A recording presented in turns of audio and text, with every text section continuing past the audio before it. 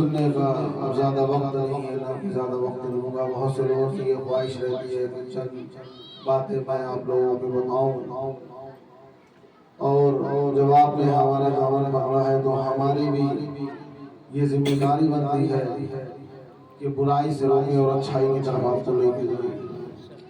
کچھ باتیں ایسی ہیں جو ہم جنرلی طور سے اپنی تقریر نہیں کر رہے ہیں، صرف سمجھا رہے ہیں۔ ہماری جو ماں اور بہنیں ادھر سائڈ میں بیٹھی ہیں وہ اپنی زبان کو ہلکا کر لیں، اشارہ سمجھ گئی ہوگی، اور تھوڑے پردے کا ٹھیک ٹھاک انتظام کروا دیجیے گا اگر آپ کو بلائیے گا، ٹھیک ہے؟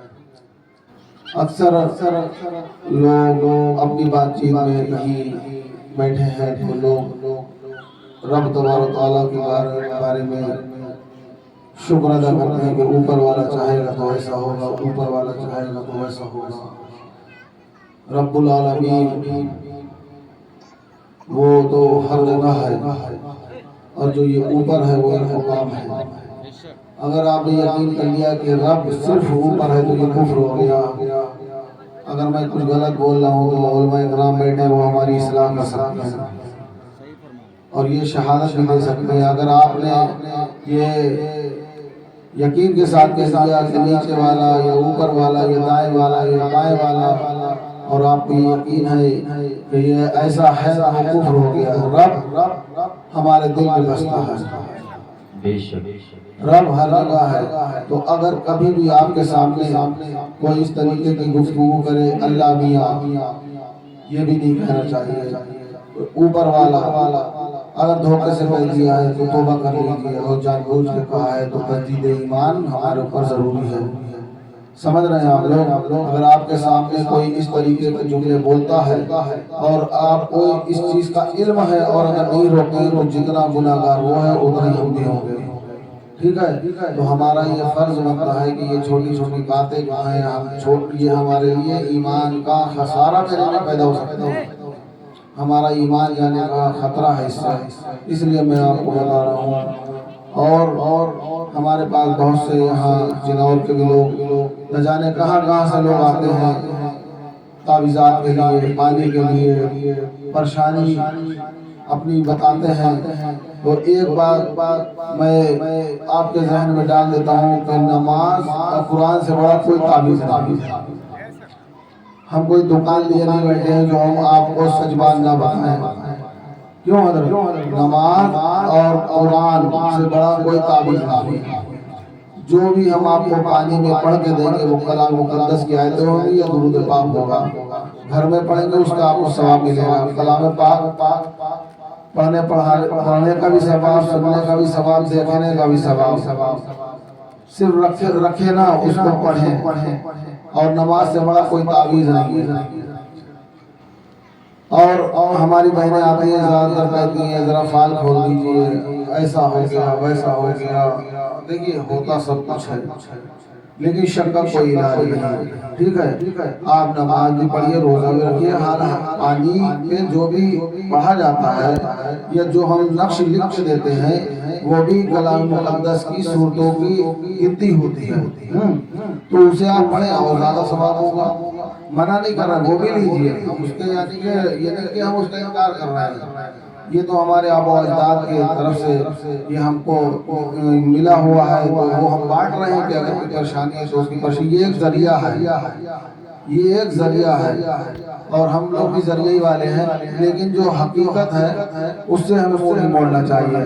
پانچوں وقت کی نماز پابندی کے ساتھ پڑھیں، کلام مقدس گھر میں بند کر کے نہ رکھیں۔ ہماری بالخصوص ہماری ماں اور بہنیں آپ بھی سنیں، بہت سے لوگ ہم یہ نہیں کہہ رہے کہ منصورہ غلط ہے یا کیا کہتے ہیں احد نامہ لوگ پڑھتے ہیں، آپ سب پڑھیے، لیکن قرآن افضل ہے۔ تمام کتابوں میں قرآن افضل کتاب ہے، قرآن کی تلاوت آپ سبھی لوگ کریں، ٹھیک ہے؟ اس کو بند کر کے نہ رکھیں، تاک میں سجانے کے لیے نہیں، یہ ہمیں فیض پہنچانے کے لیے ہے، ٹھیک؟ اور کہنے سننے کو تو بہت کچھ ہے، بہت سے باتیں آتی ہیں ذہن میں۔ کبھی بھی اگر ہمارے تعلق سے آپ کے درمیان کوئی بات آئے، آج میں اس بات کا اعلان کر دے رہا ہوں، چھوٹے بڑے ہو گئے، چھوٹے بڑے ہو گئے، اور جو بڑے تھے بہت لمبی گفتگو ہو جائے گی،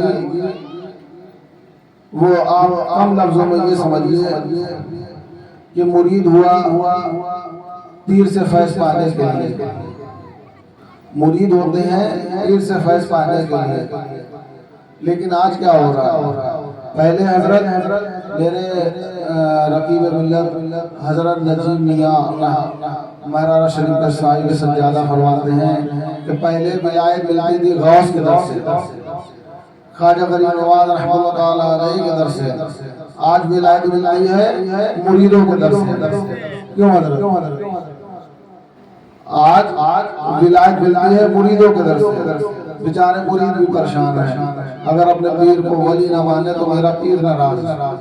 تو پہلے ولایت ملتی تھی غوث کے در سے، آج ولایت ملتی ہے مریدوں کے در سے۔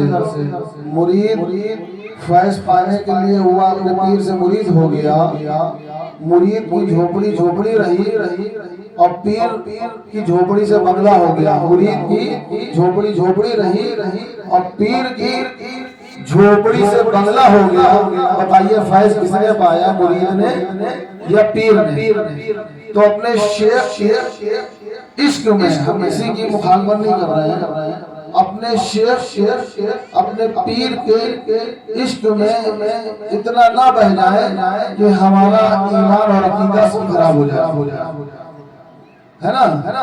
ہمارا اپنے پیر کے اپنے شیخ کے عشق میں اتنا نہ بہ جائے کہ ہمارے اوپر جو ہمارے والدین کے حقوق ہیں ہم ان کو بھول جائیں، ہمارے بیوی بچوں کے جو حقوق ہیں ہم ان کو بھول جائیں، ہمارے رشتہ داروں کے جو ہمارے اوپر حقوق ہیں ہم ان کو بھول جائیں، ہمارے بڑے بھائی چھوٹے بھائی بہنیں جو ان کے حقوق ہیں ہم ان کو بھول جائیں۔ تو اتنا اپنے شیخ کے عشق میں نہ بہ جائیں کہ ہم اپنے اصل حقوق کو بھول جائیں۔ سمجھ رہے ہیں؟ بہت سے لوگ ایسے ہوں گے جو اپنے ماں باپ کی قدر کرتے ہوں گے، لیکن 95 یا 98% لوگ شاید ہی کوئی ایسا ہو جس نے آج اپنے ماں کے یا باپ کے ہاتھ چومے، اتنے بھرے مجمع میں، اور شاید ہی کوئی ایسا اس مجمع میں رہ گیا جس نے میرے ہاتھ نہ چومے ہو۔ ارے سید صاحب آئے، ارے نواز رسول آئے، ہمارے پیر ہمارے ہاتھ پیر چومنے کا فائدہ آپ کو اس وقت ملے گا جب آپ اپنے والدین کے ہاتھ اور پیر چومیں گے، اپنے والدین کے حقوق کو ادا کریں گے، تب آپ اپنے پیر سے فیض پا سکتے ہیں۔ اور اگر آپ کے والدین آپ سے راضی نہیں ہیں تو دنیا کا کیا کوئی بھی پیر ہو وہ آپ کے نجات کا ذریعہ نہیں بن سکتا اگر آپ کو حق بات نہ بتائیں۔ اگر آپ کے والدین آپ سے راضی نہیں ہیں تو آپ کا پیر آپ کے لیے کچھ نہیں کر سکتا، اور اگر آپ کے والدین آپ سے راضی ہیں تو پیر بھی آپ کی نجات کا ذریعہ بن سکتا ہے۔ لیکن کیا ہے اس کے لیے شرط یہ ہے کہ زندگی بھر ہمیں اور آپ کو مسلک حق مسلک اعلی حضرت پہ قائم رہنا ہے، اور جو فرض سنت واجب ہے اس پر عمل کرنا ہے، ٹھیک ہے؟ تو کیا میرے اس بیان کو آپ نے سنا، نکالا یا اپنے پاس رکھا؟ سنا یا نکالا؟ بہت آسان لفظوں میں کہتے ہیں، جسے کہتے ہیں انبھک پیر مرید کے عشق میں، یعنی کہ مرید اپنے پیر کے عشق میں اتنا نہ گل ہو جائے کہ وہ اپنے اصل حقوق بھول جائے، اپنے جو اصل حقوق ہیں اس پر بھی قائم رکھنے، اپنے پیر کے بھی ہاتھ پیر خوب چومے، اور پیر کے ہاتھ پیر خوب چوم رہا ہے انہیں صوبے کو بٹھا رہا ہے۔ جب مرید پیر صاحب کے پاس گئے تو پیر صاحب کے پاس ٹائم نہیں ہے مرید کو اپنی ملنے کے لیے، مرید اپنی فریاد کس سے کہے گا بھائی؟ بتائیے، دھکے کھا رہے ہیں اور